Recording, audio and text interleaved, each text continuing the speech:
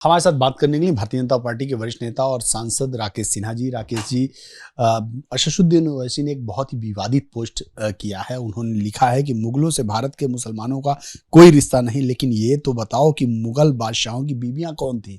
यानी कि वो एक बहुत बड़े वर्ग को बताने की कोशिश कर रहे हैं या उनसे सवाल पूछ रहे हैं। क्या कहेंगे आप? देखो, ओवैसी ने सीधे तौर पर उत्तेजना फैलाने का और सांप्रदायिक सौहार्द को बिगाड़ने के लिए ये पोस्ट डाला है।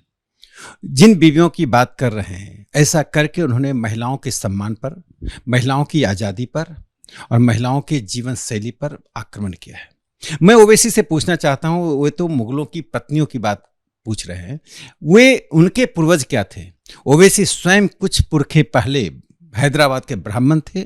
ओवैसी देश को बताएं कि उनके पुरखों ने धर्म परिवर्तित क्यों किया, धर्म बदलने से ज्ञानवापी मंदिर मस्जिद कैसे बन गया। जब मुगलों से उनका कोई संबंध नहीं है, तो मुगलों के द्वारा किए गए कुकृत्य, मुगलों के द्वारा जो हिंदुओं के पूजा स्थान को तोड़ा गया, उसके पक्ष में वे क्यों खड़े होते हैं? ज्ञानवापी से अपना दावा छोड़ें और जिन जिन मंदिरों को, जिन जिन पूजा के स्थानों को मुगलों ने तोड़ा है, उसे स्वयं आगे आकर पहल करके कहें। इसे भारत की मूल आस्था को पुनर्जीवित करने के लिए, मूल आस्था के स्थान को पुनर्स्थापित करने के लिए मुसलमान उसमें सहयोग कर रहा है। ओवैसी में यदि दम है, यदि पुरुषार्थ है, तो पुरुषार्थ की बात करें, ना कि वे जाकर महिलाओं के स्वयं के निर्णय और मुगलों की पत्नियों की बात करें।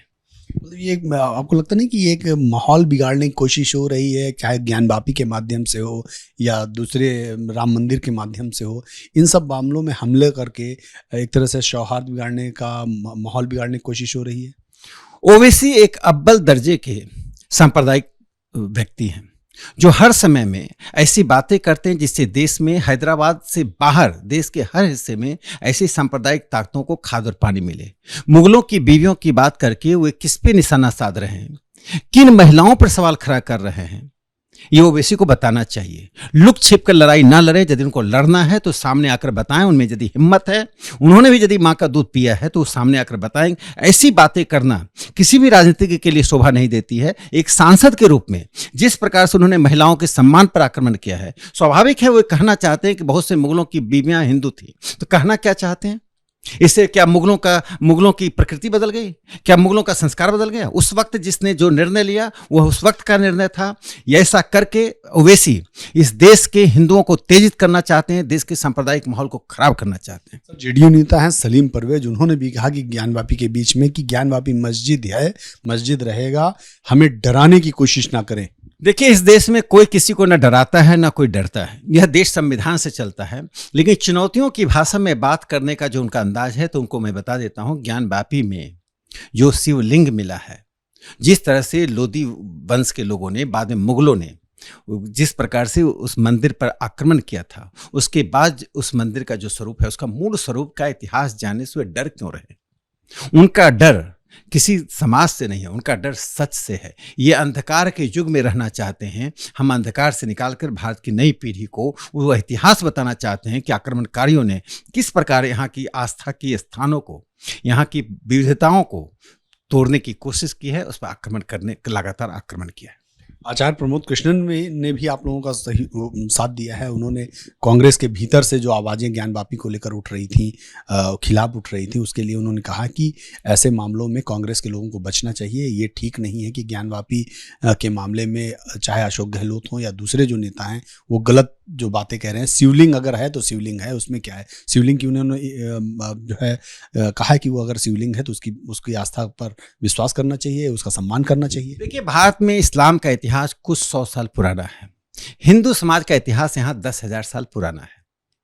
इस देश के इतिहास को 700 साल की पिंजरे में बंद नहीं किया जा सकता है। यवन आए, मुगल आए, हुन आए, इन लोगों ने देश पर आक्रमण किया और आक्रमण करके यहाँ की विविधता पर की पहचान को मिटाने की कोशिश की। आज यदि इतिहास के मूल स्वरूप को पीढ़ियों के सामने रखा जा रहा है, भारत अपनी अस्मिता की खोज अपनी संस्कृति में कर रहा है, इससे ना सांप्रदायिक माहौल बिगड़ता है।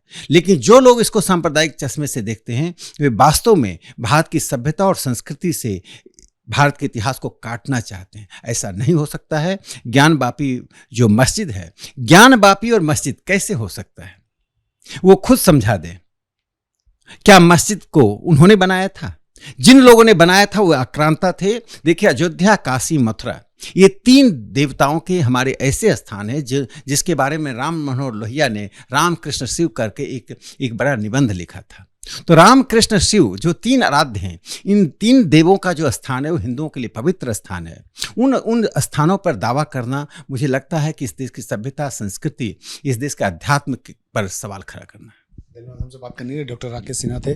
साफ तौर पे कह रहे हैं कि अव्वल दर्जे के सांप्रदायिक व्यक्ति हैं आशीषुद्दीन ओवैसी।